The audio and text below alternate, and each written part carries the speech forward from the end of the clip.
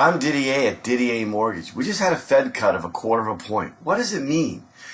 Does it mean the rates just drop automatically? The answer is no. See, the market's been anticipating a rate drop now for several months, so it has been easing. The 10-year Treasury's been easing. The rates have been coming down. But when the Fed's announced a 1/4 point drop, they got a little upset with Wall Street because Wall Street wanted 1/2 point. They wanted more aggressive cuts. And the Fed said, no, you got 1/4 and I don't see anything happening anymore for a while.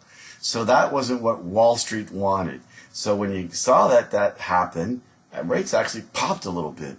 But you have to remember the preceding months, the rates were coming down. So they just wanted to see more aggressiveness. There's a little bit of instability because they don't know if more cuts are in store for the remainder of the year. So it kind of asks, if the unemployment is so low and the economy is doing so incredibly well, why did the Feds cut? Why does Wall Street want 1/2 point? Is it because of tariffs, everything going on, trying to keep things steaming along? These are just questions. But you know, if you're going to refinance, and I'm getting lots of calls and emails on that, you have to really drop almost 2% in order to make it worthwhile because of the closing costs. Yes, the closing costs are included in your loan amount, but I got that little trigger of about 18 months, 1.5 years to recuperate your closing costs.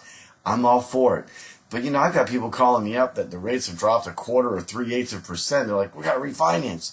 No, you're going to drop by $20 and you're going to spend $3,600? That doesn't make sense.